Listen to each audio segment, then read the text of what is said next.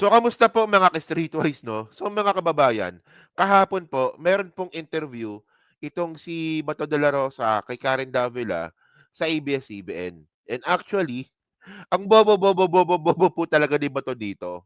Oo.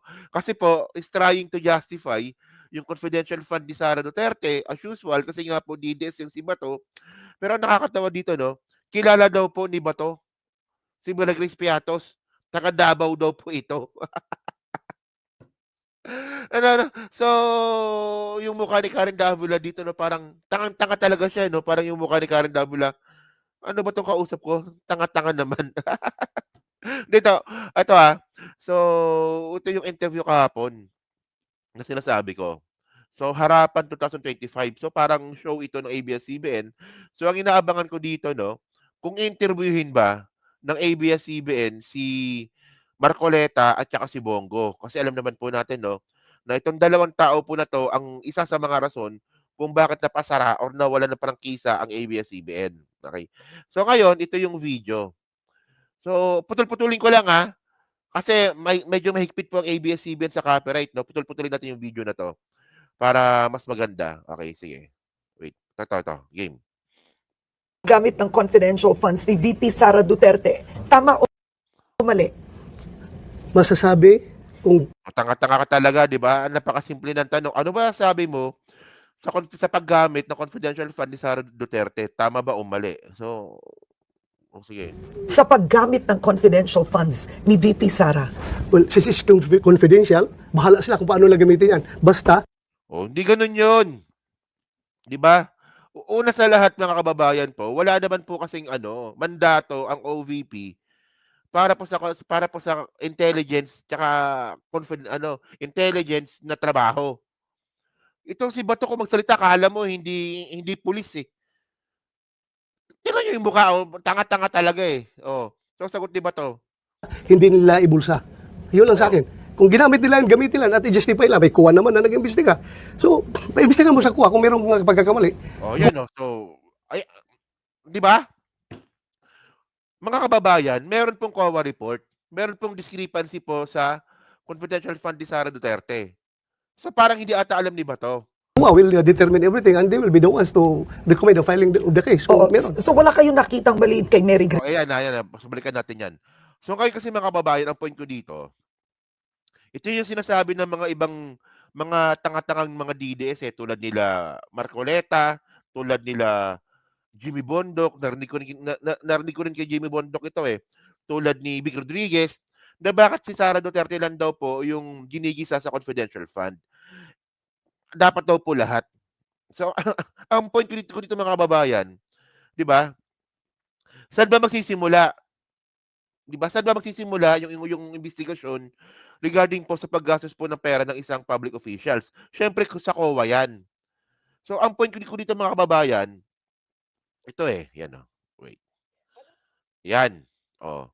COA, COA, OVP send deficient receipt on secret funds. Oh, yung COA po nagrereklamo kasi po yung mga resibo na binigay po ni Sara Duterte sa confidential fund, deficient, mali-mali, sablay-sablay. At tandaan natin mga kababayan, na flag na rin po, no, meron pong discrepancies. Ito, VP's Intel Fund spending flag by COA. By COA yan, sa COA rin yan. So, ang point dito mga kababayan, no, actually para sa akin, ang tanga-tanga ng mga DDS po na yan pag sinabi nila na dapat lahat ng mga government officials imbestigahan ang confidential fund. Oh. So, ibig sabihin nun mga kababayan, kahit walang flag ng COA, kahit walang COA report na merong discrepancies, iimbestigahan, sa COA nga nagsisimula ang lahat. Ang point ko dito mga kababayan, 'di ba? Kung for example, DND may confidential fund. PNP may confidential fund. DILG may confidential fund. Office of the President din may confidential fund. Pag yan po ay na-flag ng COA, imbestigahan. Kasi sa COA po nagsisimula ang lahat. So, ang point ko dito, bakit mo iimbestigahan yung mga confidential fund ng mga government officials kung wala namang COA report? kung wala namang flag ng COA? Eh, sino ba na flag ng COA? Si Sara Duterte, Office of the Vice President. Oh, DepEd. So kaya iniimbestigahan ito ng mga congressman. At meron po talagang kapangyarihan ng mga congressman para gawin yun because meron silang power of the purse. So nakuha niyo yung point ko mga kababayan, bobo ni Bato. Ang bobo ni Bato, merong COA report na merong discrepancy ang confidential fund ni Sara Duterte. Sa iba wala. So bakit iimbestigahan yung walang discrepancy base sa COA? Eh si Sara nga lang yung merong discrepancy sa 'di ba sa confidential fund. So mas aksaya ng oras 'yun, mga tanga. 'Di ba? At least you get the point. Sana nagets niyo yung point ko dito. O continue natin. Bobo eh, no? O continue. Of the case, Oo, kung meron. so wala kayong So una, yung nagfa-file ng kaso po hindi COA. Yung COA lang po yung nagre-recommend. At least alam nyo na, di ba? Mukhang di ata alam ni Bato. nakitang maliit kay Mary Grace Piatos, yung mga pirmang pare-pareho. Yan na, yung sagot ni... Kasi sabi ni Bato, wala daw pong problema sa confidential fund. So, sabi ni Karen Davila, wala bang problema kay Mary Grace Piatos. So, tingnan yung sagot ni Bato dito. Bakit kasi nagbubukas? Magtanong ka kayo sa Davao kung sino yung Mary Grace Piatos. Kilala niyo- Maraming Piatos na sa Davao. Bobo ang puta. Eh, wala kang birth certificate. Hindi nga makita yung birth certificate sa ano? Sa statistics office. Bobo. Sa Davao yun, sa Davao. Mary Grace Piatos, taga Davao yan. Gago ka pala eh. Tatakbo-takbo sila, sir. Bobo pala tong hayop na to eh.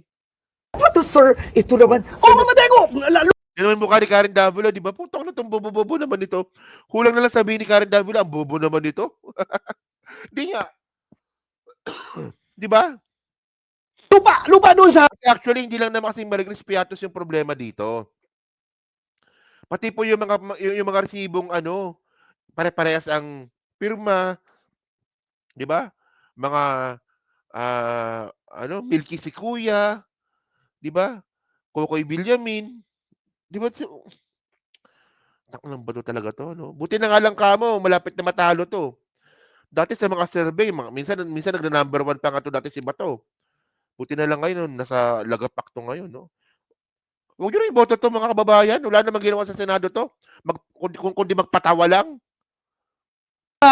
likod ng City High. Lupa yan ng mga Piatos. Punta ka sa... Tingnan mo, yung mukha ni Karen Davila, oh. Parang ang ganda ni Karen dito, no? Tingnan niyo. Oh, 'di ba? Parang di siya tumatanda, no? Sige, continue. ng mga Piatos. Punta ka sa Bunawan. May mga Piatos dyan. Hindi ko lang alam kung So, parang ano, no? Sa Davao. sino si Mary Grace, ha? Oh, pero maraming Piatos dyan. Huwag mo yung sabihin na Yung mukha ni Karen Davila, no? non-existent yung tao Walang niyan. birth certificate. Ay, papahanap nga niyo kung meron. Pwede naman kasi gumawa ka ng pangalan, mag-codename ka para it's intelligence Okay. operations, Alright. confidential. O, kita nyo, di ba? Ayan. So, ayan ang palusot nila. Una kasi mga kababayan, no? Yung circular number -01/2005. So, for confidentiality talaga, pwede gumamit ng code name. Yun nga lang mga kababayan, dapat po meron pa rin pong paper trail. Para pagdating po ng gipitan, makikita kung sino yung mga gumagamit ng code name na binigyan po ng confidential fund. Di ba? And pangalawa mga kababayan, dapat po meron din po kasing report yan kung ano yung naging epekto or naging ano, yung naging ano epekto or naging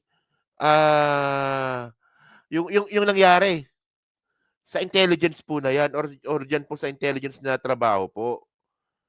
'Di ba? Yun nga lang walang gano'n si Sara Duterte, wala pong gano'n si Sara Duterte.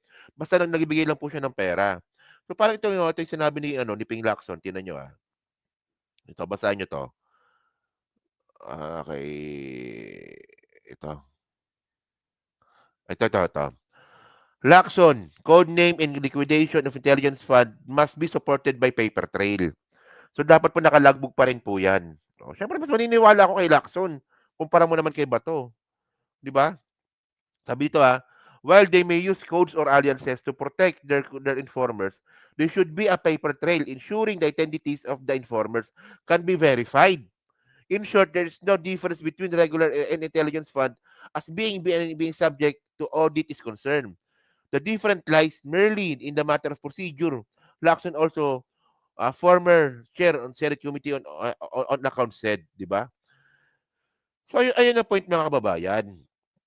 Kahit na gumamit ka ng code name, dapat po meron pa rin pagpapakitang paper trail si Sara Duterte. Yun nga lang po wala. O, di ba? So ngayon, sabi ngayon ng mga bobong mga DDS do kasi nakita ko yung mga comment ninyo na Takero, i-audit ba ng COA yung presidente? Parang tanga-tanga mo naman. Actually, pwede. Nangyari po yan kay Duterte dati. Ito pakita ko sa inyo, no? Ang point dito, no? Kung si Duterte nga po is the audit ng COA nung siya yung presidente at may nakita silang mali sa paggamit ng pera ng mga tauhan ni Duterte, ito yan COA, Ombudsman urge probe PSDBM deals with Parmali. O, di ba? Na-audit po ng COA si Duterte sa pamamagitan po ng Parmali. Kay Christopher Lau na appointee po ni Digong. O, so ngayon, kaya nga sabi ni Duterte dati, papatayin niya raw po yung mga COA. Kasi masyado daw po pakailamero. Naalala niyo yun, di ba? Sinabi ni Duterte yun.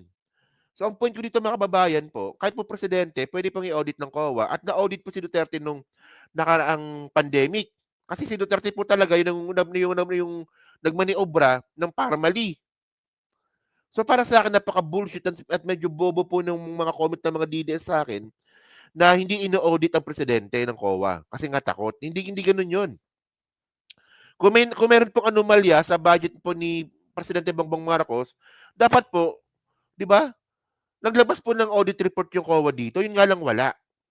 Oh, tapos si Duterte meron nung siya ay presidente. O, di ba, mas nakakatakot na presidente si Digong kasi nga po, mamamatay tao yan. So, it doesn't add up para sa akin, no? Okay. So, yun mga kababayan, no? So, dyan po sa Team Replay, no? Ano masabi nyo nga po dito sa kabobohan pong na-interview po ni Bato de la Rosa. Isipin nyo, di ba? Yung mga piatos. Sa Davao yan, marami sa Davao yan. Tanginan to, napakabobo naman. Napakabobo talaga nito ni Bato. Hindi nga honestly, ang bobo-bobo mo. Ang dami mo nakabobohan sa Senado eh. Di ba? Yung lumuhod ka pa sa mga pulis. Tanga-tanga mo, senador ka, luluhod ka sa mga pulis. O yung pag-imbestiga mo kay Morales, ano nangyari doon? Aksayan ng pera. O puta, inabot ng ilang hearing yun, 6. Putang na, parang quadcom Ang daming hearing, Di ba? So kayo mga kababayan, kayo ba, iboboto nyo ba si Bato? At kayo rin po, dyan sa Team Replay, ano masabi nyo nga po dito sa, what you call this? Sa interview ni Bato de la Rosa kay Karen Davila regarding po sa confidential fund ni Sara Duterte. Justifiable ba yan? O bobo talaga si Bato, di ba? So yun, so pa-comment na po sa baba at binabasa ko po lahat yan. Nandiyan po sa Team Replay. Siyempre, pa-like, pa-subscribe at hindi naman kalabisan, pa-share na rin po ng video po na to. So kung sa muli po, kita na lang ulit tayo sa susunod nating content. So thank you, salamat, and babush!